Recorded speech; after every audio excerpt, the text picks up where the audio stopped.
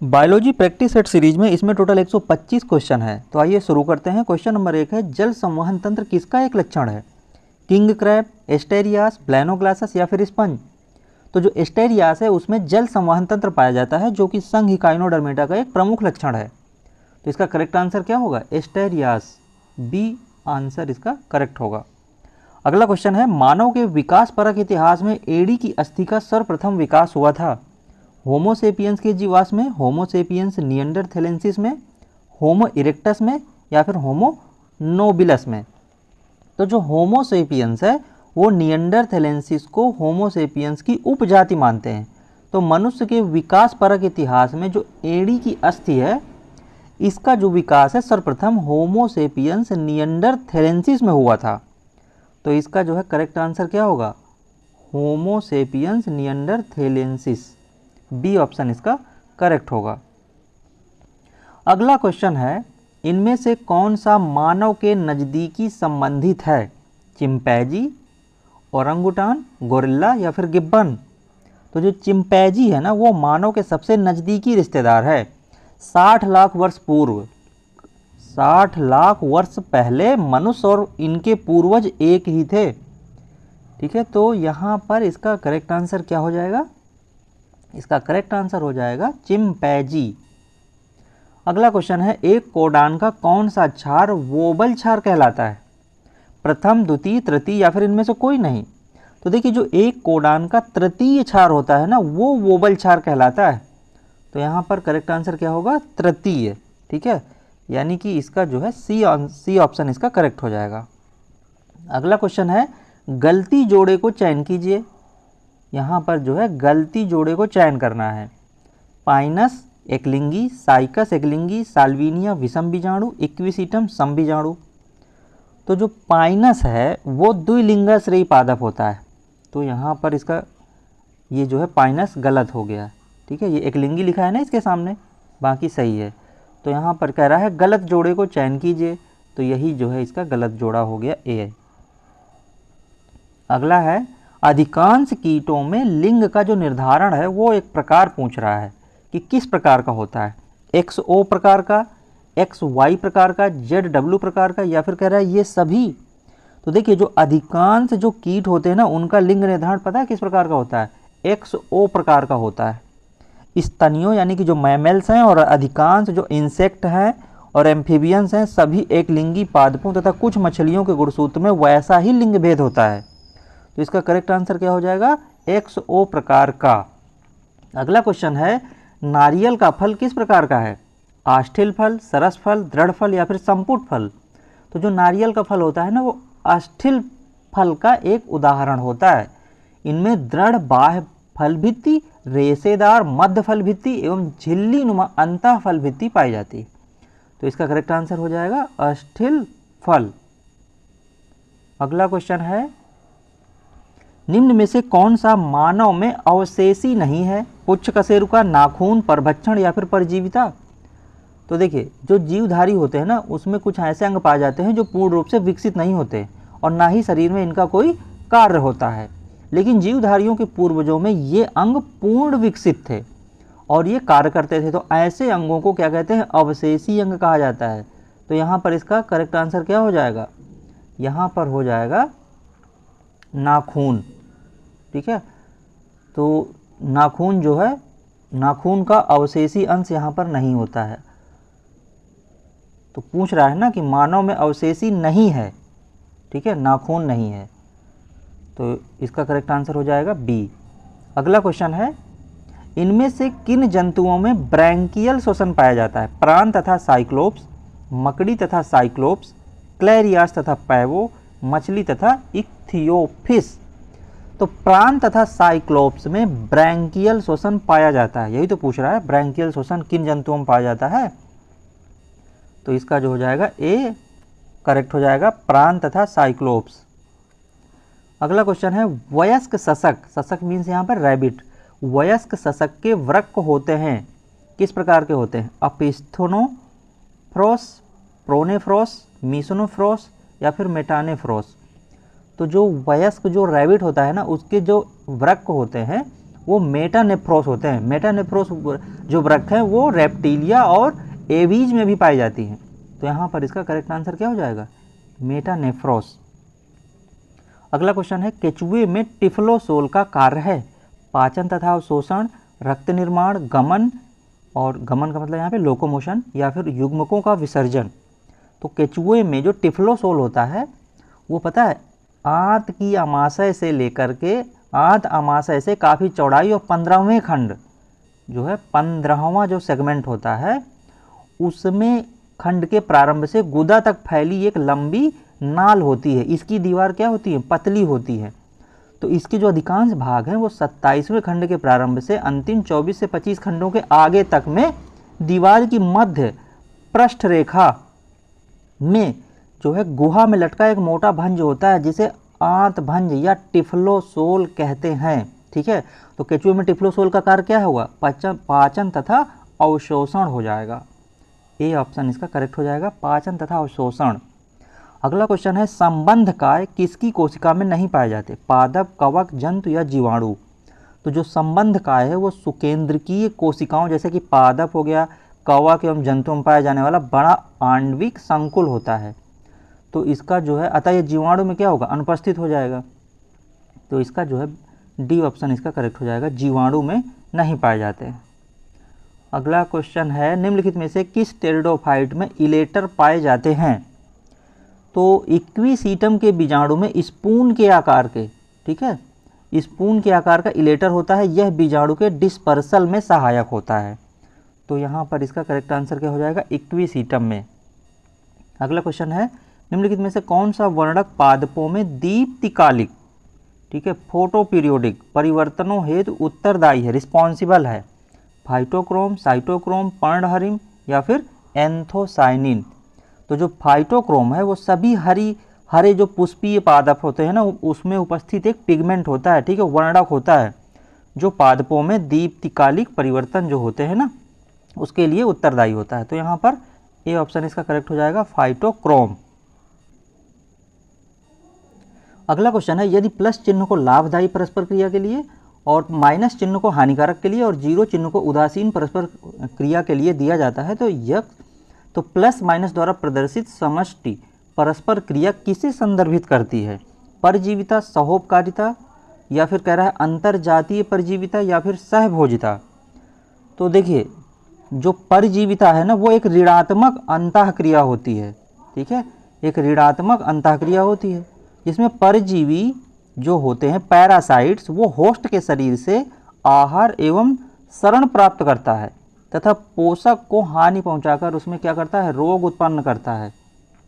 ठीक है, तो यहाँ पर ए ऑप्शन करेक्ट हो जाएगा, परजीविता। अगला क्वेश्चन है, दो स्तरीय गैस्ट्रोला पाया जाता है। तो दो स्तरीय गैस्ट्रोला एम्फिओक्सिस, मेढक, पक्षियों या फिर खरगोश।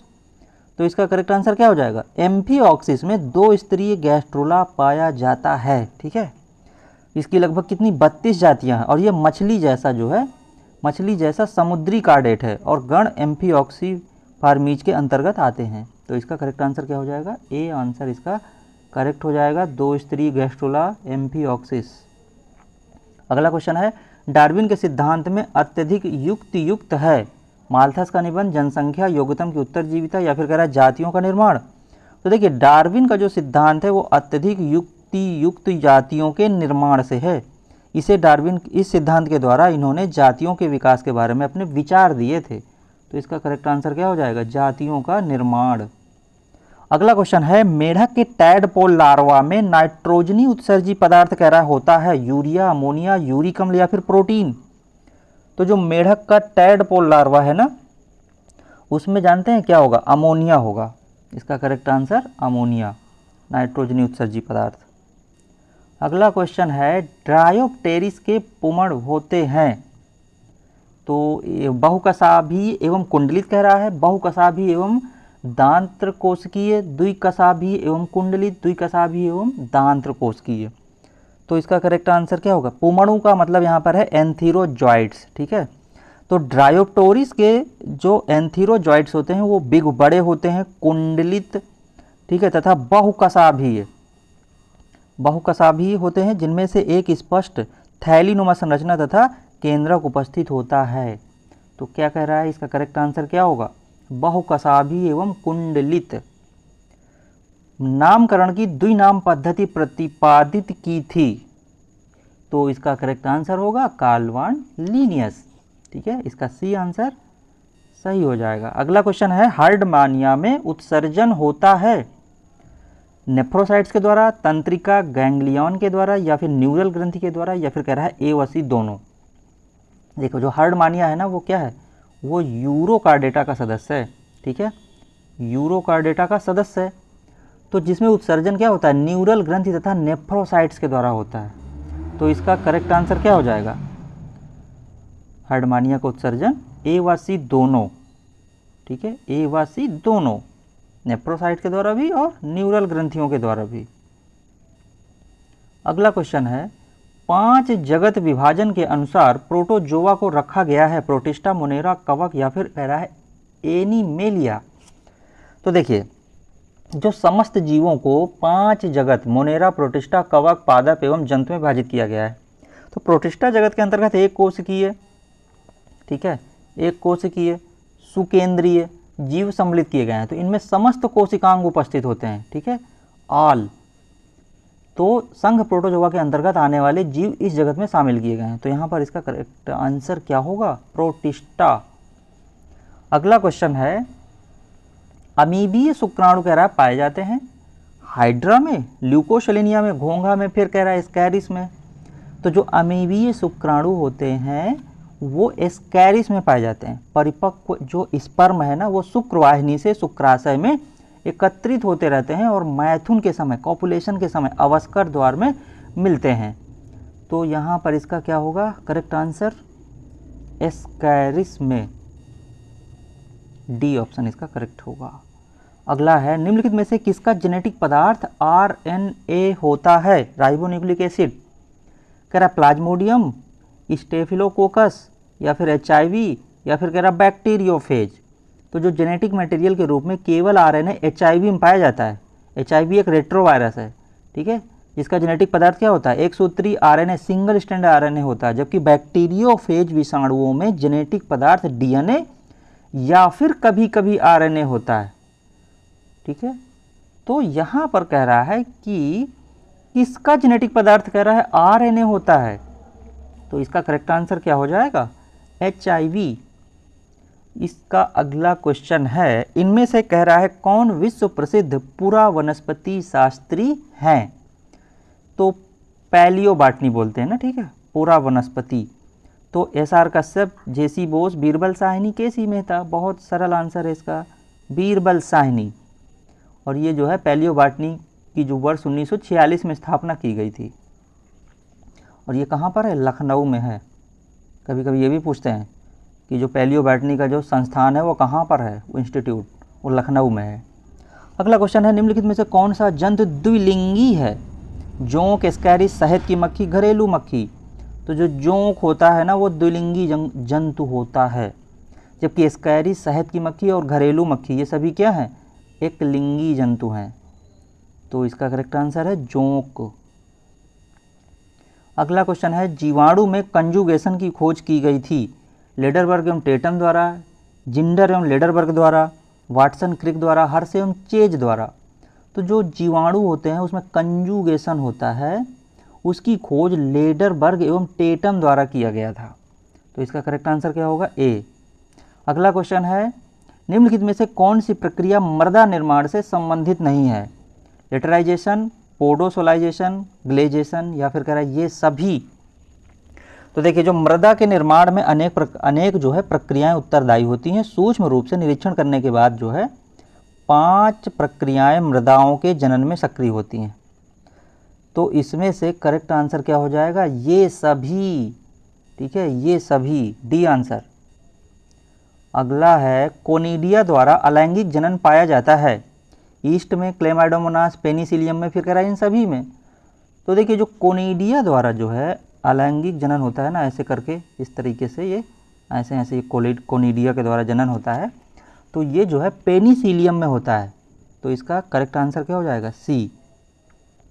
अगला है जब किसी तंत्र में ऊष्मीय ऊर्जा का अवशोषण होता है तो कह रहा है इसे कहते हैं एंडरगोनिक, एंडोथर्मिक, ए व बी दोनों, फिर कह रहा है एक्सोथर्मिक। तो इसका करेक्ट आंसर क्या होगा? ऐसी अभिक्रियाएं जिनमें क्या होता है, ऊर्जा मुक्त होती है। ठीक है, ऊर्जा मुक्त होती है तो ऊष्माक्षेपी अभिक्रियाएं कहलाती हैं। जबकि ऊष्मा जब अवशोषित हो जाएगी तो उसको क्या कहेंगे? एंडरगोनिक अभिक्रिया कहलाती है। तो यहाँ पर कह रहा है कि ऊष्मीय ऊर्जा का अवशोषण हो रहा है तो कह रहा है इसे क्या कहेंगे? तो इसको ए व बी दोनों कहेंगे। ठीक है, सी आंसर इसका करेक्ट हो जाएगा। अब देखते हैं 33 घंटे के पक्षी के भ्रूण में यानी इम्ब्रियो में कह रहा है सोमाइट्स की संख्या होती है 10, 11, 12, 13। तो जो 33 घंटे के पक्षी के जो इम्ब्रियो होता है ना उसमें सोमाइट्स की संख्या पता है कितनी होती है? 10। निषेचन के 33 घंटे बाद भ्रूण जो होता है लगभग 4 मिलीमीटर लंबा और सीधा वास्तविक भ्रूण का पहला घुमाव सिर के क्षेत्र में होता है। ठीक है, तो इसमें से कौन सा आंसर इसका करेक्ट हो जाएगा? ए, 10। अगला क्वेश्चन है निम्नलिखित में से कौन एक सामान्यतः रेनडियर मास कहलाता है? क्लेडोनिया रेंजीफेरेना, फ्यूनेरिया हाइग्रोमेट्रिका, स्फेग्नम खासियाना, स्फेग्नम सीलोनिकम। तो इसका करेक्ट आंसर क्या होगा? क्लेडोनिया रेंजीफेरिना का सामान्यतः नाम रेनडियर मास है। और ये क्या होता है? आर्कटिक जो क्षेत्र होता है बर्फीला वाला, ठीक है, वहाँ पर ये काफ़ी मात्रा में पाए जाते हैं। तो यहाँ पर इसका करेक्ट आंसर हो जाएगा क्लेडोनिया रेंजीफेरिना। अगला है पौधों में एग्रोबैक्टीरियम राइजोजीन्स के कारण होता है मूल गलन, मूल बहुउपजता, ट्यूमर निर्माण या फिर कह रहा है ग्रंथिका निर्माण। तो जो क्लेडोनिया रेंजीफेरिना का सामान नहीं, यहाँ पर कहाँ पहुँच गए हम? 33 नंबर पढ़ रहे हैं ना। पौधों में एग्रोबैक्टीरियम राइजोजीन्स के कारण होता है। तो इसका करेक्ट आंसर हो जाएगा मूल बहुउपजता। ये जो है एग्रोबैक्टीरियम क्या है? एक ग्राम नेगेटिव जीवाणु है और यह अपने और पौधों के बीच डीएनए का जो स्थानांतरण होता है वो स्थानांतरण करने की क्षमता के लिए जाना जाता है। अगला है चिलगोजा पाया जाता है। चिलगोजा क्या है? पाइनस जो होता है ना, पाइनस ग्रैडियाना से प्राप्त होता है। तो ये चिलगोजा पाइन भी कहते हैं। तो यहाँ पर इसका करेक्ट आंसर क्या हो जाएगा? पाइनस जिरार्डियाना। तो यहाँ पर इसका सी ऑप्शन करेक्ट हो जाएगा। अगला है निम्नलिखित में से कौन सा एक कृषि भूमि पारितंत्र का अभिलक्षण है? न्यूनतम आनुवंशिक विविधता, अपपत्रणों की अनुपस्थिति, पारितांत्रिक अनुक्रमण, मृदा जीवों की अनुपस्थिति। इंग्लिश मीडियम वाले थोड़ा सा इसको अपने ट्रांसलेट करके पढ़ लें, कन्वर्ट करके। ठीक है, तो यहाँ पर देखिए कह रहा है कि इसका करेक्ट आंसर क्या होगा? ए होगा, न्यूनतम आनुवंशिक विविधता। ए ऑप्शन इसका करेक्ट हो जाएगा। कौन सा? कृषि भूमि पारितंत्र का एक अभिलक्षण है ना, तो यही न्यूनतम आनुवंशिक। अब आगे का क्वेश्चन देख लेते हैं। 125 क्वेश्चन है, थोड़ा जल्दी जल्दी देख लेते हैं। पाइनस में नर शंकु धारण करता है लिग्यूल, परागकोश, लघु बीजाणुपर्ण, गुरु बीजाणुपर्ण। तो देखिए पाइनस का जो प्रत्येक नर शंकु होता है ना, मेल कोन, उसमें एक लंबा अक्ष होता है जिस पर बड़ी संख्या में लघु बीजाणुपर्ण सर्पिल रूप में व्यवस्थित होते हैं। तो इनमें से प्रत्येक की निचली और 2 बीजाणुधानु विकसित होती हैं जो लघु बीजाणु अथवा पराग कणों से भरी होती हैं। तो इसका करेक्ट आंसर क्या होगा? इसका करेक्ट आंसर होगा लघु बीजाणुपर्ण। सी ऑप्शन इसका करेक्ट हो जाएगा। अगला है गहरे समुद्र के उष्ण जलीय वेंट पारितंत्र में प्राथमिक उत्पाद कह रहा है कौन है? प्रवाल भित्ति, हरित शैवाल, रसायन संश्लेषण जीवाणु या फिर कह रहा है नीली हरी शैवाल। तो देखिए गहरे समुद्र में जो है हाइड्रोथर्मल वेंट पारितंत्र के प्राथमिक उत्पादक हैं आर्की बैक्टीरिया हैं। तो ये जीवाणु रसायन संश्लेषी होते हैं तथा H2S और क्या H2S और NO2 आदि अकार्बनिक पदार्थों का विघटन करने से प्राप्त ऊर्जा से शर्करा का संश्लेषण करते हैं। तो इसका करेक्ट आंसर क्या हो जाएगा? रसायन संश्लेषण जीवाणु। सी ऑप्शन इसका करेक्ट हो जाएगा। अगला है सूची में दी गई अर्धसूत्री विभाजन की ये विभिन्न अवस्थाओं का सूची सेकंड में कह रहा है मिलान कीजिए। पैकीटीन, समजात गुणसूत्रों का युग्मन, मेटाफेज, क्याजमेटा का समापन, डाइकाइनेसिस जीन विनिमय, जाइगोटीन कह रहा है गुणसूत्र मध्यवर्ती पट्टी व्यवस्थित है। अब कह रहा है इनमें से करेक्ट करो कि कौन सी जो है अव्यवस्था किसके सामने होती है, करेक्ट होता है, और फिर उसको यहाँ से क्या करना है, मिलान करना है कि ABCD वाले में कौन सा ऑप्शन सही है। तो देखिए इसको करेक्ट कर लेते हैं, इसको करेक्ट कर लेते हैं। देखिए पैकीटीन, पैकीटीन में क्या होता है, जीन विनिमय, तो ये 3 नंबर में हो जाएगा। मेटाफेज, ये क्या है, गुणसूत्र मध्यवर्ती पट्टी पर व्यवस्थित हो जाते हैं, ये होगा 4 नंबर। डाइकाइनेसिस, ये क्या होता है, कि आज मेटा का समापन, तो ये 2 नंबर में हो जाएगा। अब बचा जाइगोटीन, तो ये समजात गुणसूत्रों का युग्मन हो जाएगा। अब यहीं से इसको मिलान कर लेते हैं। कैसे मिलान करेंगे, देखिए पैकीटीन क्या था, जीन विनिमय, तो 3 नंबर, तो यहाँ पर 3 नंबर ये सबसे पहले किस में है, ये बी ऑप्शन में है, 3 4 2 1, तो ये जो है बी ऑप्शन इसका करेक्ट हो जाएगा। आगे देखते हैं, अधिकांश प्रोटीनों के त्रिविमीय वलन को स्थिर रखने में निम्नलिखित में से किसकी बहुत कम संभावना है। एस्टर आबंध, हाइड्रोजन आबंध, स्थिर वैद्युत पारस्परिक अभिक्रिया, जल भीरु पारस्परिक अभिक्रिया। तो जो एस्टर बांड होते हैं ना, वो प्रायः प्रोटीनों के, किसके, प्रोटीनों के त्रिविमीय वलन को स्थिर रखने में कभी भी भाग नहीं लेते हैं। प्रोटीनों का त्रिविमीय वलन जो होता है फोल्डर, वो अधिकतर हाइड्रोजन बॉन्ड, आयनिक बॉन्ड, स्थिर वैद्युत पारस्परिक अभिक्रिया एवं जल भीरु बंध द्वारा स्थित होता है। तो यहाँ पर इसका ए ऑप्शन करेक्ट हो जाएगा। कह रहा है ना बहुत कम संभावना है एस्टर। अगला है कौन सा कथन कह रहा है, सत्य है। कार्डेटा में रुधिर का बहाव पृष्ठवाहिनियों में आगे की ओर, कार्डेटा में रुधिर का मतलब ब्लड का बहाव पृष्ठवाहिनियों में पीछे की ओर, अकशेरुकी में रुधिर का बहाव पृष्ठवाहिनियों में पीछे की ओर, या फिर कह रहा है उपर्युक्त में से कोई नहीं। तो देखिए जो कार्डेटा संघ की स्थापना किसने की थी, बेल्फोर नामक वैज्ञानिक ने किया था। ठीक है, बेल्फोर नामक वैज्ञानिक ने किया था। अब जो है इस संघ के अंतर्गत उन जंतुओं को रखा जा सकता है जिनके जीवन चक्र की किसी न किसी अवस्था में एक पृष्ठरज्जु, ठीक है, एक पृष्ठरज्जु एवं खोखली तंत्रिका रज्जु, खोखली पृष्ठ तंत्रिका रज्जु पाई जाती है। तो यहाँ पर इसका बी ऑप्शन करेक्ट हो जाएगा। कार्डेटा में रुधिर का बहाव पृष्ठवाहिनियों में पीछे की ओर होता है। अगला है टेलर ने किस जीव पर गुणसूत्र प्रतिकृतियन की अर्धसंरक्षी विधि को प्रमाणित करने के लिए प्रयोग किया था।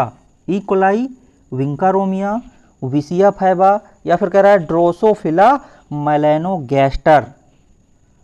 तो देखिए टेलर एवं उनके सहयोगियों ने सन 1958 में 1958 में विसिया फैबा पादप है जो, उसकी कोशिकाओं के गुणसूत्रों का उपयोग करके गुणसूत्र की प्रतिकृतियन की अर्धसंरक्षी विधि को प्रमाणित किया था। ये हो जाएगा सी ऑप्शन इसका करेक्ट। अगला है निम्नलिखित में से कौन सा अंतरकोशिकीय संधि का प्रकार जंतु कोशिकाओं में है। मध्यपटलिका, जीव द्रव्य तंतु, वंधकाय, या फिर कह रहा है ग्लाइकोपरत। तो जो जीव द्रव्य तंतु है इसका सजीव कोशिकाओं की भित्तियों पर पिट छोटे छोटे एवं गोल होते हैं, तो इसका सी ऑप्शन करेक्ट हो जाएगा, वंधकाय। अगला है किस पौधे के बीजाणु चतुष्क में बीजाणुओं की व्यवस्था समद्विपार्श्वीय होती है। तो रिक्सिया पर्सोनाई के जो बीजाणु हैं वो स्पोर टेट्राओड में बीजाणुओं की व्यवस्थापिक आइसोबाइलेटरल होती है, जो कि एक ही समय पर विभाजन से बनते हैं। तो इसका करेक्ट आंसर क्या हो जाएगा, ए, रिक्सिया। अगला क्वेश्चन है एक्सोलोटल डिम्भक। देखिए सब बहुत इंपॉर्टेंट क्वेश्चन है। इसको जो है आप पूरा प्रैक्टिस सेट इसको से लगाइए, इसको देखिए, बार बार इसको जो है प्रैक्टिस कीजिए। अगला क्वेश्चन है एक्सोलोटल डिम्भक दर्शाता है केवल डिम्भक जनन, केवल छदम जनन, डिम्भक जनन तथा छदम जनन दोनों, या फिर कोशिका स्थिरता। तो जो एक्सोलोटल जो डिम्भक होता है ना लार्वा, वो दोनों दर्शाता है। तो यहाँ पर सी ऑप्शन करेक्ट हो जाएगा, डिम्भक जनन तथा छदम जनन दोनों। जातियों का जैव सिद्धांत। अब देखिए लार्वा की जो वीडियो है ना वो बना रखी है, उसको आप प्ले लिस्ट में जाकर के देख लीजिएगा। सारे लार्वा जो है पूरे क्रम से बना रखे हैं, उसको देख लीजिए। अगला क्वेश्चन है, जातियों का जैव सिद्धांत मुख्यतः निम्नलिखित पर आधारित है। जननिक पृथक्करण, केवल आकारकीय लक्षण, केवल जनन विधियाँ, या फिर कह रहा आकारकी तथा जनन विधियाँ। तो जो जातियों का जैव सिद्धांत है वो मुख्यतः जननिक पृथक्करण पर आधारित है, तो इसका ए ऑप्शन करेक्ट हो जाएगा। अगला है, ट्रैकियोफाइटा में सम्मिलित होते हैं केवल ब्रायोफाइट्स, केवल टेरिडोफाइट्स, आवृत बीजी व अनावृत बीजी, या फिर कह रहा है ए, बी तथा सी दोनों।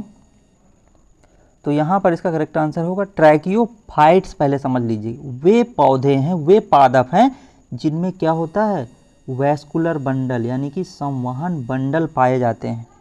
अतः ट्रैकियोफाइटा के अंतर्गत टेरिडोफाइट्स, जिम्नोस्पर्म तथा एंजियोस्पर्म सम्मिलित होते हैं। तो यहाँ पर इसका डी ऑप्शन करेक्ट हो जाएगा, बी तथा सी दोनों। अगला क्वेश्चन है, थैलस निम्नलिखित में से किसमें ऊपरी प्रकाश संश्लेषी क्षेत्र तथा निचले संचयन क्षेत्र में विभेदित होता है? रिक्सिया, मार्केंसिया, एंथोसिरेस, और फिर कह रहा है नीचे दिए गए कूट से सही उत्तर चुनिए। तो जो सुकाय होते हैं, थैलस होते हैं ना, वो ऐसे पादप शरीर को कहते हैं जिसमें जड़ तथा तना एवं पत्ती विकसित नहीं होते। शैवाल, कवक, जैसे कि शैवाल हो गया, कवक हो गया एवं ब्रायोफाइट्स हो गए। तो रिक्सिया एवं मार्केंसिया ब्रायोफाइटा वर्ग के सदस्य हैं जिनमें सुकाय के ऊपरी भाग में प्रकाश संश्लेषण की क्रिया संपन्न होती है और निचले भाग में खाद्य संग्रह किया जाता है। तो यहाँ पर ए ऑप्शन सही हो जाएगा, केवल फर्स्ट तथा सेकंड, रिक्सिया और मार्केंसिया। अगला क्वेश्चन है,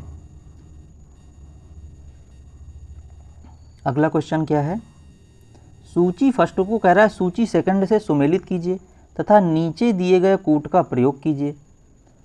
आपस में जुड़े स्त्री केसर, अभी जो जैसे किया था ना सूची फर्स्ट सूची सेकंड को, उसी प्रकार से इसमें भी करना है। तो देखिए, आपस में जुड़े जो स्त्री केसर हैं, ये क्या, ये क्या, इसका क्या होगा करेक्ट, युक्तांडपी। युग्मक का बनना, ये होगा युग्मक जनन। उच्चतर एस्कोमाइसिटीज के जो कवक तंतु हैं वो क्या होते हैं, द्विकेंद्र की। अब क्या बचा, एक लिंगी मादा पुष्प, स्त्री केसरी। तो इसका देखिए करेक्ट आंसर क्या हो जाएगा, ए आंसर इसका करेक्ट हो जाएगा, 3 1 4 2। ठीक है, आपस में जुड़े स्त्री केसर, देखिए युक्तांडपी था ना, तो 3 यहाँ से स्टार्ट हो गया, 3 1 4 2, ए ऑप्शन इसका करेक्ट हो गया। अगला है, मार्सिलिया की बीजाणु फलिका है। तो जो मार्सिलिया की जो बीजाणु फलिका कह रहा है, बहुबीजाणु है, द्विबीजाणु है, समबीजाणु है या अबीजाणु है। तो मार्सिलिया की जो बीजाणु फलिका है वो बहुबीजाणु धारक होती है। तो यहाँ पर ए ऑप्शन करेक्ट हो जाएगा। ऑक्सीडेटिव फास्फोरिलेशन होता है, अभी ग्लाइकोलाइसिस की एक बेहतरीन वीडियो बनाई है, उसको जाके देख लीजिएगा, उसमें बहुत ही विस्तार से बताया गया है ये सब चीज़ें। ऑक्सीडेटिव फास्फोराइलेशन क्या है, क्रियाधार के ऑक्सीकरण के द्वारा इलेक्ट्रॉन के अलग किए गए जीन जाने से उत्पन्न ऊर्जा द्वारा एटीपी का निर्माण, एक क्रियाधार से एडीपी तक फास्फेट वर्ग के स्थानांतरण द्वारा एटीपी का निर्माण। सी कह रहा है एटीपी में फास्फेट वर्ग का ऑक्सीकरण, या फिर डी कह रहा है फास्फेट वर्ग का एटीपी से जुड़ जाना। तो देखिए, ऑक्सीडेटिव फास्फोरिलेशन क्या है, कोशिकीय श्वसन की इलेक्ट्रॉन ट्रांसपोर्ट चैन की प्रक्रिया में एटीपी अणुओं का निर्माण उस ऊर्जा से होता है जिसमें क्रियाधर के ऑक्सीकरण से ऊर्जा युक्त इलेक्ट्रॉन निकलते हैं। तो इस ऊर्जा का उपयोग एडीपी से, एडिनोसिन डाइफॉस्फेट से एक और अकार्बनिक फास्फेट जुड़ने से होता है तथा एटीपी का अणु बनता है। तो इस प्रक्रिया, यह प्रक्रिया जो है कोशिकीय श्वसन में क्या होती है, सहायक होती है। तो इसका ए ऑप्शन इसका करेक्ट हो जाएगा, कौन सा, ये क्रियाधार के ऑक्सीकरण के द्वारा इलेक्ट्रॉन के अलग किए गए जाने से उत्पन्न ऊर्जा द्वारा एटीपी का निर्माण। अगला है, वे प्लास्टिड्स जो वसा को संश्लेषित एवं संरक्षित करते हैं कहलाते हैं इयोप्लास्ट, इटियोप्लास्ट, इलायोप्लास्ट, या फिर कह रहा है जीरोनटोप्लास्ट। तो जो प्लास्टिड शब्द जो है किसने दिया था, हेकल।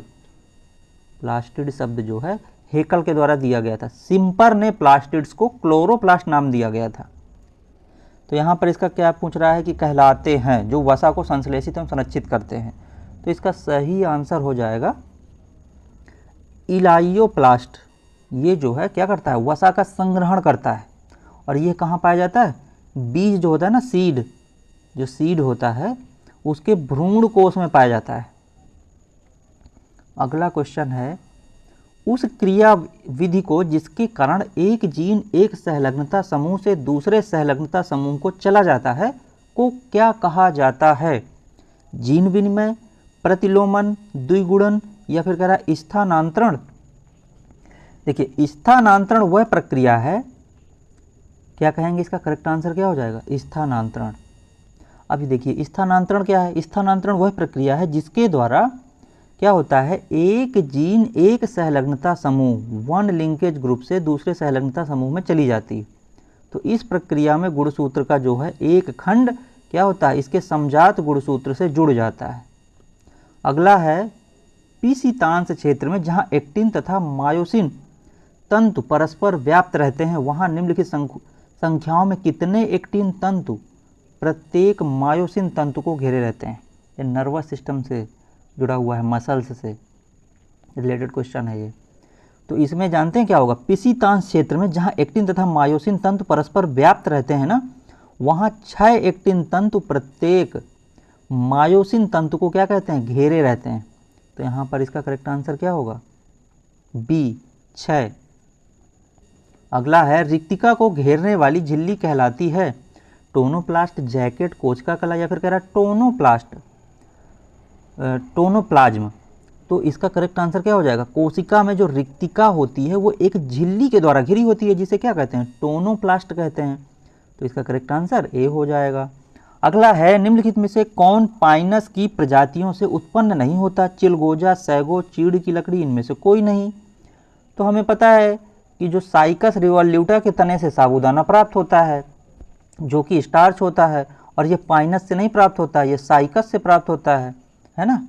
तो यहाँ पर इसका करेक्ट आंसर क्या हो जाएगा? बी कह रहा है कि कौन पाइनस की प्रजातियों से उत्पन्न नहीं होता है? सैगो।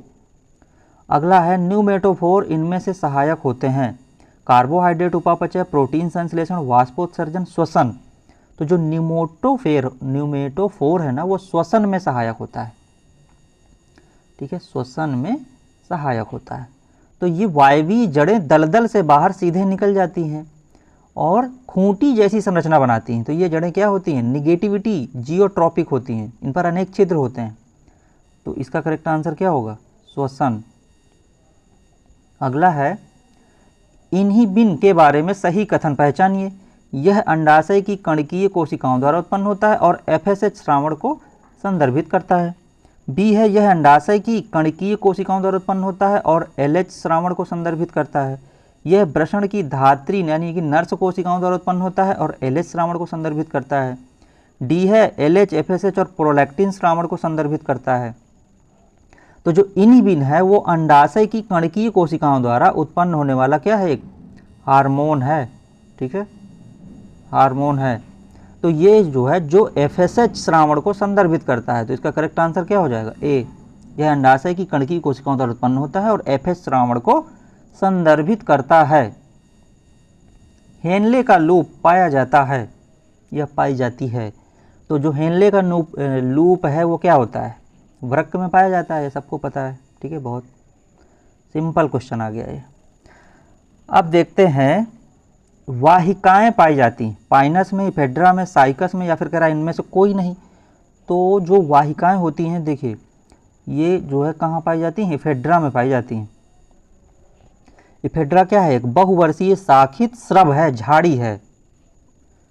अगला क्वेश्चन है, चेचक का कारण है? वेरियोला, कॉक्सिएला, ईडिस या फिर कह रहा है फ्रेंसिसेल्ला। तो जो चेचक है एक ऐसी बीमारी होती है जो वेरियोला जोस्टर विषाणु से पैदा होती है। तो यहाँ पर ए आंसर इसका करेक्ट हो जाएगा। अगला है, प्लाज्मिड है जीवाणु के अनिवार्य आनुवंशिक पदार्थ, जीवाणु के अतिरिक्त गुणसूत्रीय आनुवंशिक पदार्थ, विषाणु का प्रोटीन युक्त भाग या विषाणु का नाभिकीय भाग। तो देखिए प्लाज्मिड जो है जीवाणुओं में अतिरिक्त गुणसूत्रीय आनुवंशिक पदार्थ होता है और यह जीन अभियांत्रिकी में कारक के रूप में प्रयोग किया जाता है। तो ये इसका बी आंसर इसका करेक्ट हो जाएगा। अगला है, वर्ष 1990 में ADA की कमी से पीड़ित 4 वर्ष की बालिका को निम्नलिखित में से कौन सी चिकित्सा दी गई? विकिरण चिकित्सा यानी कि रेडिएशन, जीन चिकित्सा, रसायन और या फिर कह रहा प्रतिरक्षा चिकित्सा।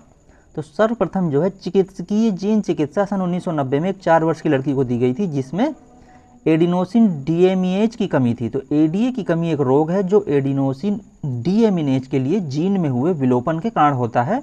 और जीन थेरेपी एक आनुवंशिक अभियंत्रण की तकनीकी है जिसमें बेकार जीन जो होते हैं उसमें बच्चे या फिर जो होता है भ्रूण, ठीक है, उसमें पहचान के बाद खराब जीन को हटाकर पूर्णतः स्वस्थ जीन को अंतःक्षेपित किया जाता है। इसका करेक्ट आंसर क्या हो जाएगा?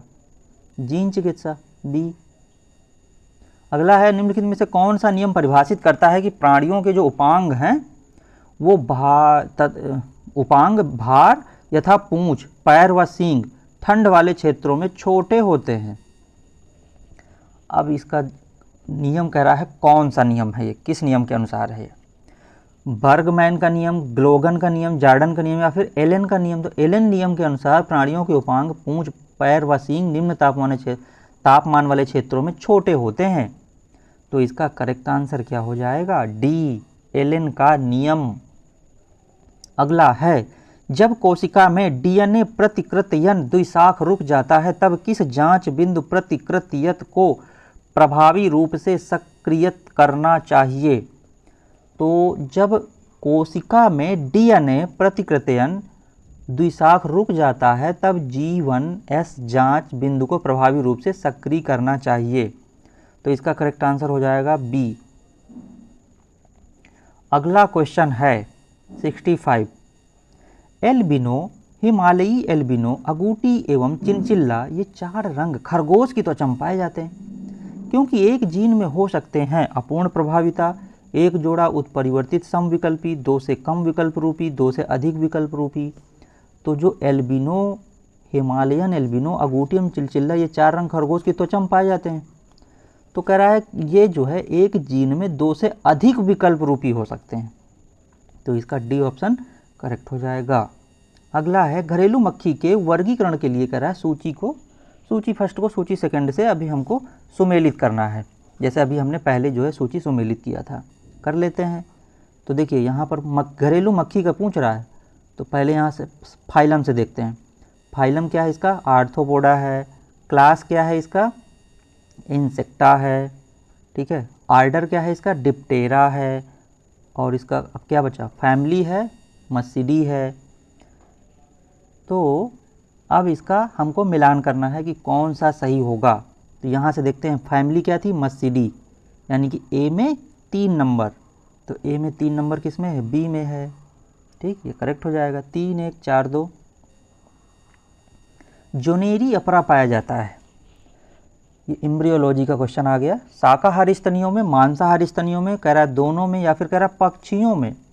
तो देखिए जोनेरी जो प्लेसेंटा है ना वह शाकाहारी मांसाहारी दोनों प्रकार के मैमल्स में पाया जाता है। तो यहाँ पर सी ऑप्शन करेक्ट हो जाएगा। अगला क्वेश्चन है, सत्य कथन चुनिए। सभी मछलियों में क्लोम प्रच्छद से ढके होते हैं, सभी स्तनधारी सजीव प्रजक हैं, सभी साइक्लोस्टोमी में जबड़े तथा युग्मित पंख नहीं होते हैं, सभी सरीसृपों में 3 कक्षीय हृदय होता है। तो कह रहा है कि सत्य कथन चुनिए। सत्य कथन क्या है? साइक्लोस्टोमा वर्ग के सभी जीवों में जबड़े एवं युग्मित पंख नहीं होते हैं, ठीक है। तो इसका जैसे उदाहरण क्या होगा? पेट्रोमाइजन एवं हेगफिश। तो सी ऑप्शन इसका सत्य कथन है, सभी साइक्लोस्टोमी में जबड़े तथा युग्मित पंख नहीं होते हैं। अगला, रबर चीर एवं एक लिंगी पुष्प युक्त कह रहा है पौधे पाए जाते हैं। बॉटनी क्वेश्चन आ गया, टैक्सोनॉमी। रैननकुलेसी, रूटिएसी, अमरेंथेसी, यूफोर्बिएसी। प्लांट टैक्सोनॉमी की बेहतरीन वीडियो बना रखी है, आप जाकर के प्लांट फैमिलीज में इस वीडियो को देख सकते हैं। बहुत बेहतरीन वीडियो है, पूरा सब समझ में आ जाएगा इसका आपको। कह रहा है रबड़ क्षीर एवं एकलिंगी पुष्पयुक्त पौधे पाए जाते हैं। तो इसका डी ऑप्शन करेक्ट हो जाएगा। यूफोर्बिएसी में हैप्लॉन्टिक प्रकार का जीवन चक्र पाया जाता है, एक्टोकार्पस, फ्यूकस, पॉलीसाइफेनिया या फिर कह रहा है स्पाइरोगायरा में। तो जो हैप्लॉन्टिक प्रकार का जीवन चक्र है ना मुख्यतः कवक और कुछ हरे शैवालों में पाया जाता है। हरे शैवाल जैसे क्या हो गया? स्पाइरोगायरा, ठीक है, स्पाइरोगायरा। और स्पाइरोगायरा में हैप्लॉन्टिक प्रकार का जीवन चक्र पाया जाता है। तो यहाँ पर पूछ रहा है ना कि किस में पाया जाता है, तो ये तो लिखा तो है ऑप्शन में डी, स्पाइरोगायरा। अगला क्वेश्चन है, आर चयनित जातियों के बारे में निम्नलिखित में से कौन सा सही है? कम संख्या में बड़े अमाप वाली संतति, बड़ी संख्या में छोटे अमाप वाली संतति, बड़ी संख्या में बड़े अमाप वाली संतति, कम संख्या में छोटे अमाप वाली संतति। तो इसका विकल्प ए सही हो जाएगा, कम संख्या में बड़े अमाप वाली संतति। ठीक है, आर्य चयनित जाति में अत्यधिक जीव पैदा करने की योग्यता होती है। इस जाति की जनसंख्या वृद्धि एक क्रियात्मक जैविक विभव है। अगला क्वेश्चन, कार्बन मोनोऑक्साइड में कार्बन मोनोऑक्साइड मनुष्य के लिए हानिकारक है कह रहा है, क्योंकि कैंसर उत्पन्न करती है, CO2 की विरोधी होती है, ऑक्सीजन की तुलना में हीमोग्लोबिन से ज़्यादा लगाव होता है, ओजोन का क्षय करती है। तो इसका सी ऑप्शन करेक्ट होगा, ऑक्सीजन की तुलना में हीमोग्लोबिन से ज़्यादा लगाव होता है। कार्बन मोनोऑक्साइड जो होता है ना, मनुष्य के रक्त में ऑक्सीजन की अपेक्षा 210 गुना ज़्यादा घुलनशील है, इसलिए ऑक्सीजन से ज़्यादा हानिकारक होता है। ऑक्सीजन से ज़्यादा हानिकारक होते हैं ये।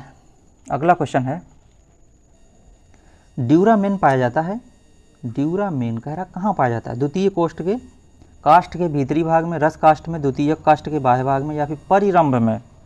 तो जो ड्यूरामेन होता है वो कहाँ पाया जाता है? अनेक वृक्षों के कुछ वर्षों के पश्चात तनों के जो जाइलम होते हैं, तनों के जो जाइलम है ना, उन तत्वों में गहरा भूरा रंग उत्पन्न हो जाता है।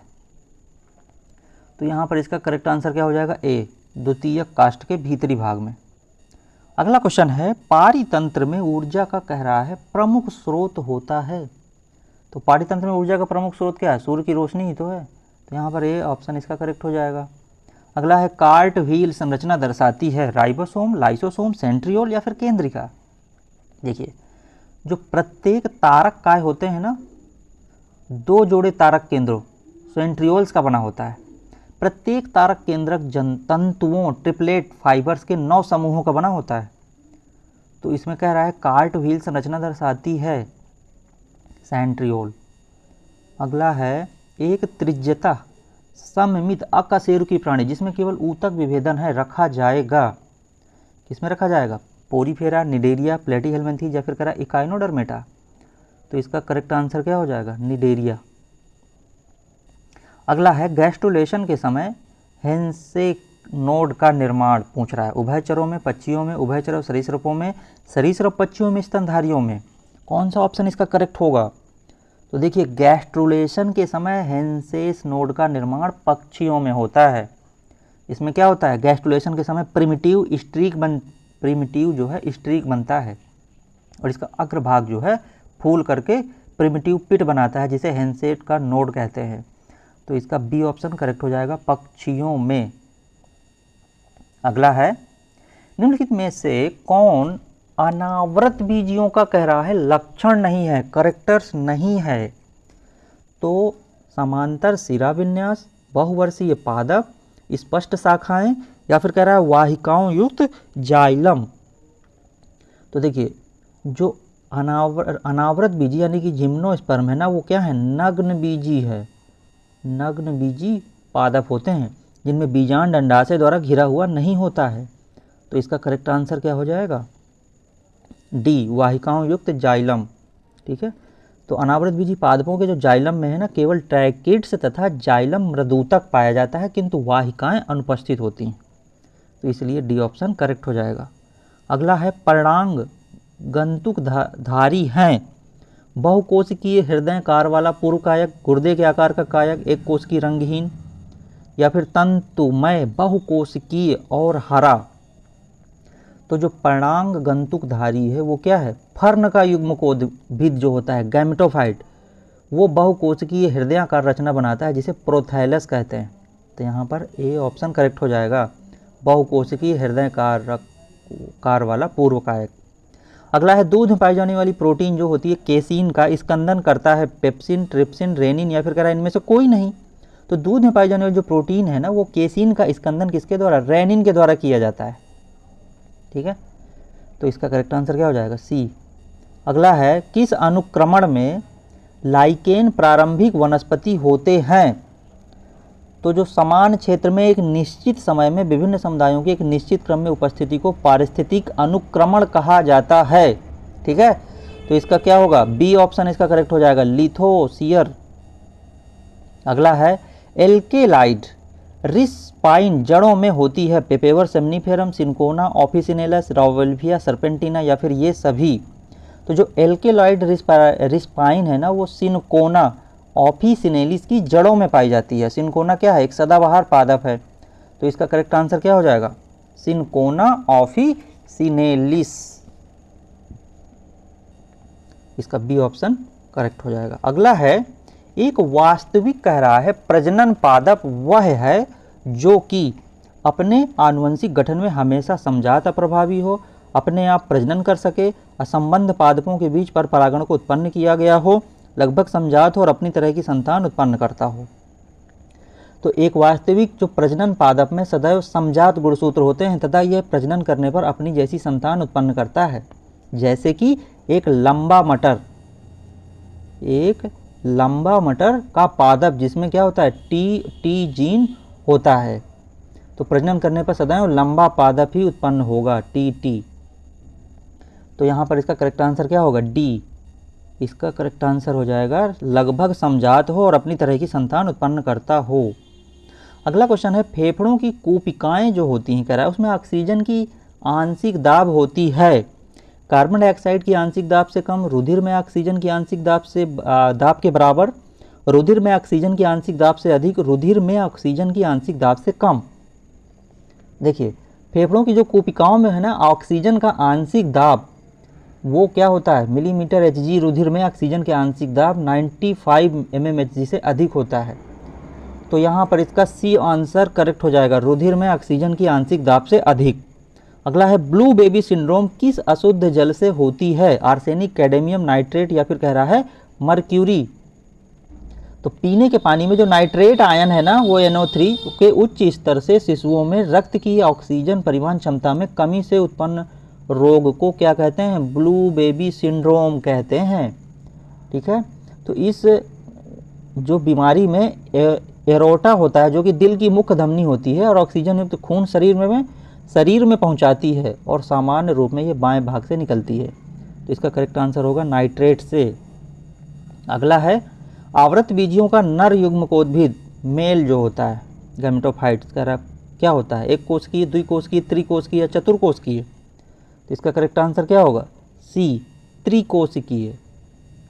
अगला क्वेश्चन है, बड़े आकार के जंतुओं के मुकाबले में छोटे आकार के जंतुओं के लिए पहाड़ी पर चढ़ना आसान होता है क्योंकि छोटे आकार वाले पशुओं की उपापचयी दर अपेक्षाकृत अधिक होती है। बी कह रहा है छोटे आकार के जंतुओं की ऑक्सीजन आवश्यकता अपेक्षाकृत कम होती है। छोटे जंतुओं के मुकाबले में बड़े जंतुओं की पेशियों की कार्यक्षमता कम होती है।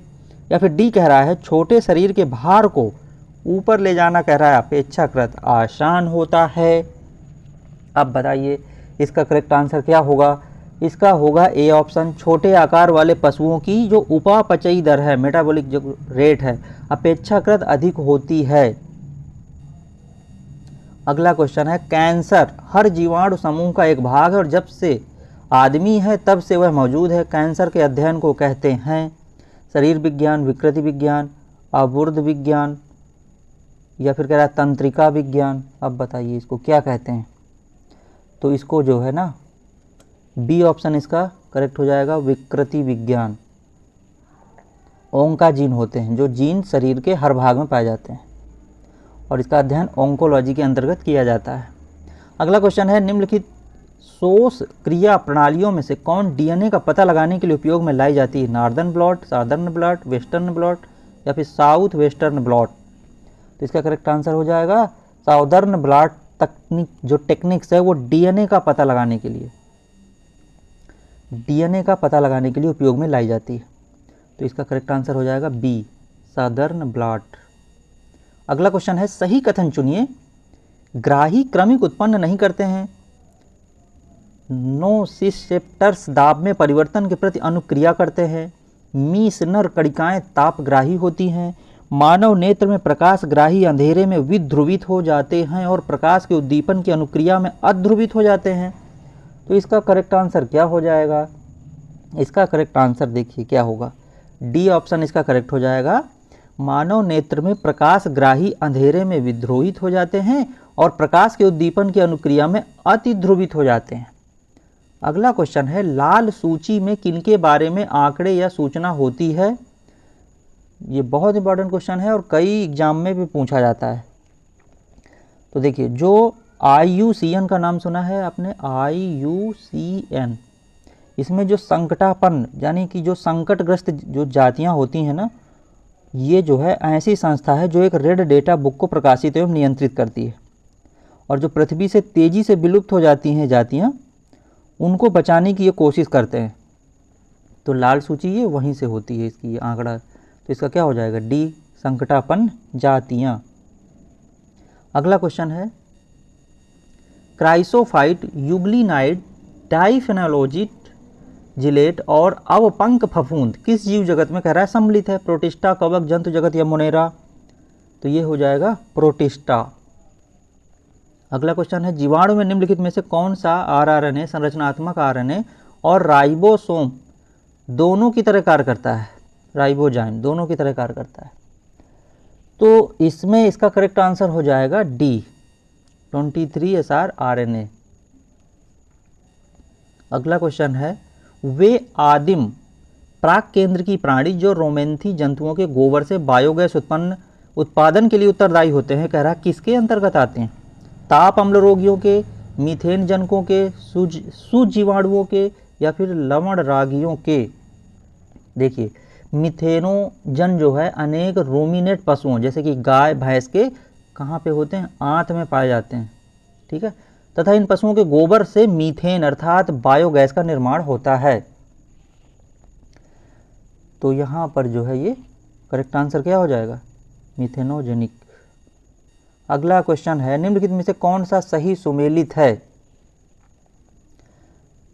तो यहाँ पर इसका करेक्ट आंसर क्या होगा? अब ये सुमेलित करने वाला यहाँ पर हो गया फिर से ये स्तरण, समष्टि, वायुतक, ओपेसिया, आयु पिरामिड, जीवोम और कह रहा है पार्थीनियम हिस्टेरोफोरस जैव विविधता के लिए संकट।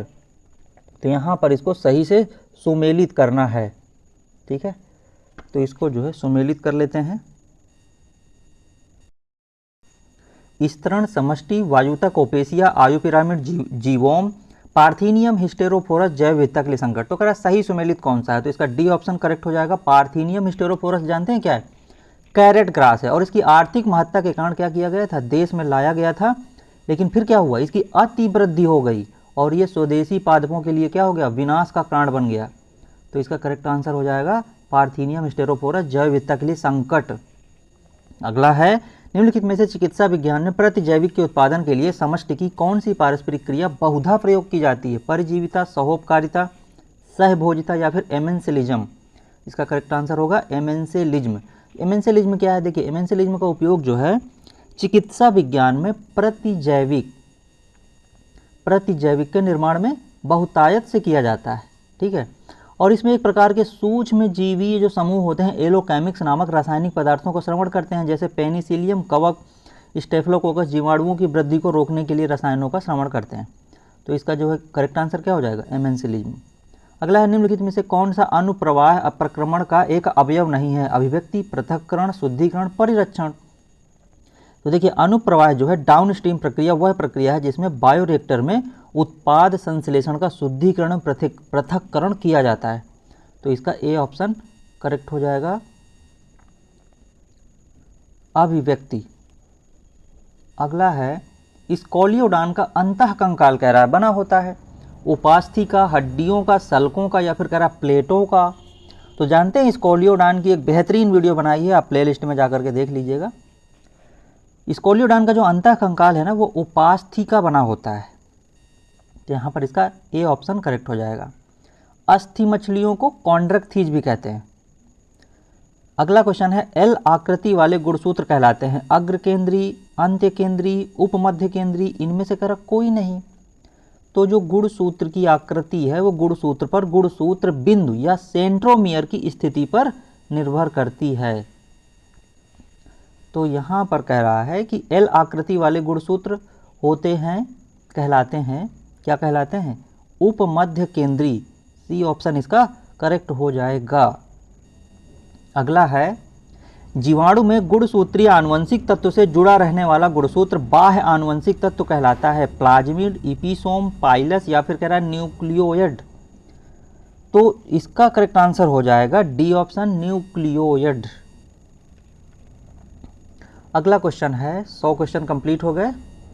आगे का क्वेश्चन नंबर 101 है, एक ही प्रतिबंधन एंडोन्यूक्लियस से काटे गए विजातीय डीएनए और प्लाज्मिड को पुनर्योगज प्लाज्मिड बनाने के लिए किसका उपयोग करके इन्हें जोड़ा जा सकता है? बहुत इंपॉर्टेंट क्वेश्चन है ये। लाइगेज, इको आरआई, या फिर कह रहा है टीएक्यू पॉलीमरेज, या फिर पॉलीमरेज थर्ड। देखिए, जो इसका करेक्ट आंसर होगा वो होगा डीएनए, ये वाला ए ऑप्शन इसका करेक्ट होगा। डीएनए जो देखिए लाइगेज जो होता है पुनर्नियोजन डीएनए तकनीक में उपयोग होता है, और यह वह एंजाइम है जो डीएनए के दो द्विबलित जो खंड होते हैं उसको फास्फोडाइस्टर बंध द्वारा जोड़ा जाता है। ठीक है, एक मिनट इस क्वेश्चन को देख लेते हैं। एलाकृति वाले क्वेश्चन को क्या बताया था? उप मध्य केंद्रीय। और ये वाला क्वेश्चन रह गया था क्या? जीवाणु में नहीं हो तो गया था न्यूक्लियोइड 100 नंबर वाला, तो ये गलत है। यहाँ पर क्या बताया था इसको देख लेते हैं फिर से। जीवाणु में गुणसूत्रीय आनुवंशिक तत्व से जुड़ा रहने वाला जो गुणसूत्र है वो बाह्य आनुवंशिक तत्व कहलाता है। तो इसका करेक्ट आंसर हो जाएगा प्लाज्मिड। जीवाणुओं में गुणसूत्रीय आनुवंशिक तत्व से जुड़ा रहने वाला गुणसूत्रीय बाह्य आनुवंशिक तत्व प्लाज्मिड कहलाता है। ठीक है, इसको करेक्ट कर लीजिएगा। अगला क्वेश्चन है, एक ही प्रतिबंधन वाला 101 नंबर, इसको अभी हमने पढ़ा, तो इसका करेक्ट आंसर क्या होगा? लाइगेज। इसका 101 नंबर का होगा लाइगेज। अगला क्वेश्चन था, पेट्रोपादप सर्वप्रथम पहचाने गए थे लाइमार्क द्वारा, डार्विन द्वारा, एच एम स्लैक द्वारा, एम केल्विन द्वारा। तो जो पेट्रोपादप है ना वो सर्वप्रथम पहचाने गए थे एम केल्विन के द्वारा। डी ऑप्शन इसका करेक्ट होगा। अब देखते हैं यहाँ से 103 नंबर, रोगों का निम्नलिखित में से कौन सा समूह जीवाणुओं द्वारा संक्रमित होता है? हर्पीज एवं इन्फ्लुएंजा, हैजा टिटनेस, टाइफाइड चेचक, या फिर क्या टिटनेस और गलसुआ। तो इसका करेक्ट आंसर होगा हैजा और टिटनेस। हैजा और टिटनेस क्या है? मानव में जीवाणुओं के संक्रमण से होता है, और हैजा का जीवाणु क्या है? विब्रियो कालरी, और टिटनेस जीवाणु क्लास्ट्रीडियम टिटेनी के संक्रमण से होता है। तो ये भी बहुत इंपॉर्टेंट है, इसका पूरा नाम भी पूछ लेते हैं। अगला क्वेश्चन है, विषम बीजाणुकता बताई गई है लाइकोपोडियम में, सिलेजनेला, इक्विसीटम, या फिर कह रहा है ऑफियोग्लॉसम में। इसका करेक्ट आंसर क्या होगा? सिलेजनेला में विषम बीजाणुकता बताई गई है। विषम बीजाणुकता सिलेजनेला में पाया जाता है, और ये इसका क्या है? प्रमुख लक्षण है। इसमें गुरु एवं लघु बीजाणु पाए जाते हैं। ठीक है, माइक्रो और मेगा। अगला है, नीचे दिए गए 4 कथनों का अध्ययन कीजिए और कह रहा है इनमें से 2 सही कथनों को चुनिए। कह रहा है जैव स्पीसीजों की जो परिभाषा है वो अर्नेस्ट मेयर ने दी थी। प्रकाश काल का पौधों के जनन पर प्रभाव नहीं पड़ता है, द्विनाम पद्धति तंत्र आर.एच. व्हिटकर ने दिया था। एक कोष की जीवों में जनन और वृद्धि समानार्थक होते हैं। कह रहा कौन सा सही है? मिलान करिए ABCD। तो इसका करेक्ट आंसर क्या हो जाएगा? फर्स्ट और फोर्थ। जैव स्पीसीज की परिभाषा अर्नेस्ट मेयर ने दी थी, और एक कोष की जीवों में जनन और वृद्धि समानार्थक होते हैं। फर्स्ट और फोर्थ।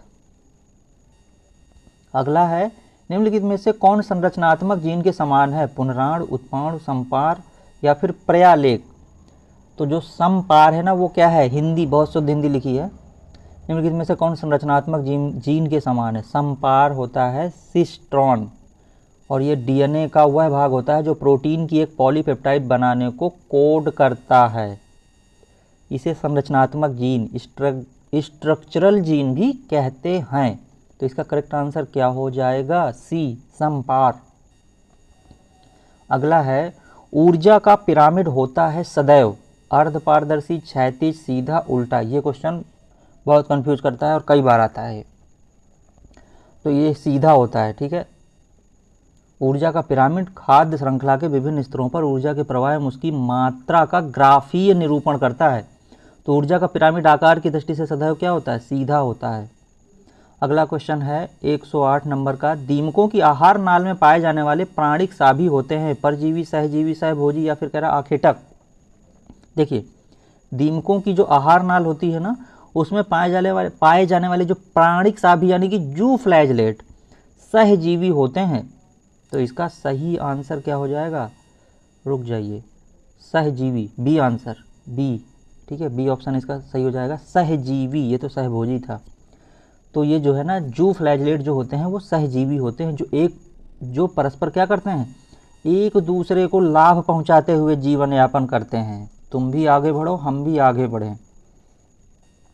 अगला है अर्धसूत्री विभाजन की किस अवस्था में क्रॉसिंग ओवर होती है, prophase first, prophase second, interphase, या फिर कह रहा है इंटरकाइनेसिस। तो देखिए अर्धसूत्री विभाजन जो होती है ना, मेयोसिस, उसमें जो है प्रावस्था फर्स्ट की पैकिटीन प्रावस्था के अर्ध गुणसूत्रों में विनिमय अर्थात क्रॉसिंग ओवर होता है। तो इसका ए ऑप्शन करेक्ट हो जाएगा।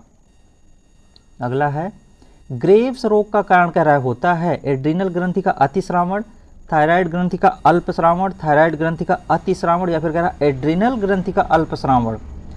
तो ये जानते हैं ग्रेव्स रोग का कारण क्या होता है, मुख्यतः थायराइड ग्रंथि का अतिश्रावण होता है, बहुत ज़्यादा सीक्रेशन। तो इसके कारण थायराइड क्या होता है, विषाक्तता हो जाती है। इसमें आंखों के चारों ओर वसा एवं तंतु ऊतकों का जमा होने के कारण आंखें घूरती सी प्रतीत होती हैं, और यह पुरुषों की अपेक्षा महिलाओं में अधिक पाया जाता है, बड़ी बड़ी आंखें निकल आती हैं।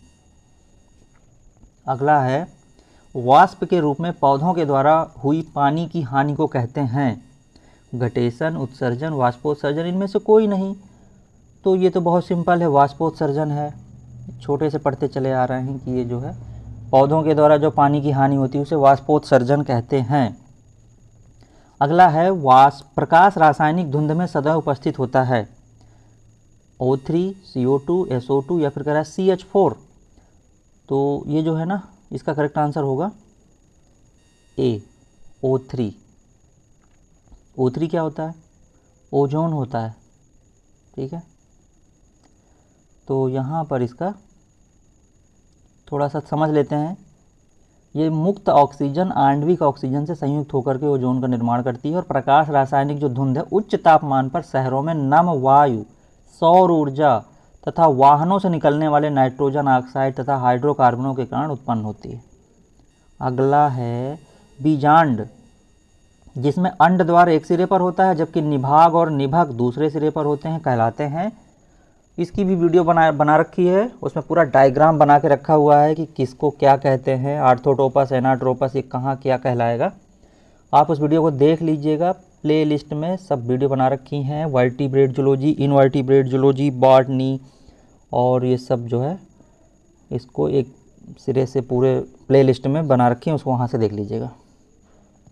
तो इसका करेक्ट आंसर क्या हो जाएगा, आर्थोटोपस। अगला है एक पोषी स्तर से दूसरे पोषी स्तर तक स्थानांतरित ऊर्जा की मात्रा होती है 5%, 10%, 15%, 20%। तो ये होती है 10%, ठीक है, 10% के हिसाब से आगे बढ़ती है। अगला है शैवाल साहचर्य पाया जाता है, साइकस की सामान्य जड़ में, साइकस की कोरेलाइट जड़ में, साइकस की पत्ती में, साइकस की रैकिस में। तो ये होता है साइकस की कोरेलाइट जड़ में। अगला है इनमें से किसमें अलैंगिक प्रजनन, असेक्सुअल रिप्रोडक्शन कह रहा है, जेमा के द्वारा होता है। तो ये ब्रायोफाइट्स में पाया जाता है, रेक्सिया, मार्केंसिया, फ्यूनेरिया, और ये होता है पोगोनेटम। तो इसका करेक्ट आंसर क्या हो जाएगा, बी, मार्केंसिया। ये क्या है, ब्रायोफाइट्स है। तो असेक्सुअल रिप्रोडक्शन जो है जेमा के द्वारा होता है। अगला है वातावरण में किस गैस की कमी होने पर त्वचा के कैंसर के अवसर बढ़ जाते हैं, वातावरण में किस गैस की कमी होने पर, तो ओजोन की कमी होने से त्वचा कैंसर के अवसर बढ़ जाएंगे। तो ए ऑप्शन इसका करेक्ट हो जाएगा। अगला है न्यूमेटिक हड्डियां पाई जाती हैं, तो कबूतर में, व्हेल में, मेढक में, या फिर कह रहा है शार्क में। तो न्यूमेटिक हड्डियां किस में पाई जाती हैं, हड्डियां कबूतर में पाई जाती हैं। ए ऑप्शन इसका करेक्ट हो जाएगा। न्यूमेटिक हड्डियां क्या होती हैं, अंदर से खोखली होती हैं, अंदर से क्या होती हैं, खोखली होती हैं, जो हड्डी के भार को कम करती हैं, तभी तो पक्षी उड़ते हैं, इसी प्रकार से सहायक होती हैं ये। अगला है निम्न में से कौन सी प्रकार की कोशिकाएं स्पंज में भोजन का संचय करती हैं, ये भी बहुत इंपॉर्टेंट क्वेश्चन है, कई बार पूछा जा चुका है एग्जाम में। पिनेकोसाइट्स, कोइनोसाइट्स, ट्रोफोसाइट्स, या फिर कह रहा है थीसोसाइट्स। तो इसका करेक्ट आंसर क्या होगा, थीसोसाइट, भोजन का संचय होता है। ट्रोफोसाइट्स क्या करती है, ये पोषण होता है इससे, कोइनोसाइट्स क्या होती हैं, ये आंतरिक एपिथेलियम बनाती हैं। पिनेकोसाइट्स क्या है, शरीर को बढ़ाना या घटाना होता है। तो करेक्ट आंसर क्या है, थीसोसाइट, भोजन का संचय। अगला क्वेश्चन है, अग्नाशयी रस के श्रवण को उत्तेजित करने वाला हार्मोन है। तो जो अग्नाशय रस को जो रस के श्रवण को उत्तेजित करता है वो कौन सा है, सीक्रेटिन। वी आकार के गुणसूत्र मेटासेंट्रिक, सब मेटासेंट्रिक, एकोसेंट्रिक, या फिर इनमें से कह रहा कोई नहीं। तो वी आकार के गुणसूत्र को क्या कहते हैं, मेटासेंट्रिक कहते हैं भाई। 121 का क्वेश्चन नंबर का ए ऑप्शन करेक्ट हो जाएगा। अगला क्वेश्चन है, वॉलवॉक्स कह रहा है एक है, एक कोशिकीय, सूत्री, या फिर कह रहा मृद ऊतकी, या फिर कह रहा सामूहिक रूपी। कॉलोनी के रूप में रहता है ना वॉलवॉक्स, तो ये जो है डी ऑप्शन इसका सही हो जाएगा, सामूहिक रूप। अगला है, जल हायसिंथ और जल कुमुदिनी में परागण किसके द्वारा होता है। तो जल हायसिंथ में बहुत सारे आकर्षक पुष्प सूखी पुष्प क्रम में जल से ऊपर सतह पर पादप में विकसित होते हैं। तो ये कीटों को क्या करते हैं, आकर्षित करते हैं। तो यहाँ पर इसका करेक्ट आंसर क्या हो जाएगा, कीट या पतंगा। अगला है, जीवाणु जिनमें एक सिरे पर गुच्छे में कसाब होते हैं कहलाते हैं, एक सिरे पर होते हैं, देखिए तो जो एक सिरे पर होते हैं वो क्या होगा, लोफोट्राइकस। ए ऑप्शन इसका करेक्ट होगा। अगला है, पादप वर्गीकरण की लीनियन पद्धति आधारित है। तो लीनियस द्वारा जो प्रतिपादित वर्गीकरण पद्धति है वो पादप वर्गीकरण की कृत्रिम पद्धति है। तो इसका जो है सी ऑप्शन करेक्ट हो जाएगा, पुष्पीय लक्षणों पर। और ये पद्धति क्या है, मुख्यतः पुष्पीय लक्षणों पर आधारित है। तो इस प्रकार से टोटल 125 क्वेश्चन हो गए। आगे की प्रैक्टिस सेट को प्राप्त करने के लिए चैनल को सब्सक्राइब कर दीजिए, वीडियो को लाइक कर दीजिए और अपने दोस्तों के साथ इसको शेयर करना मत भूलें।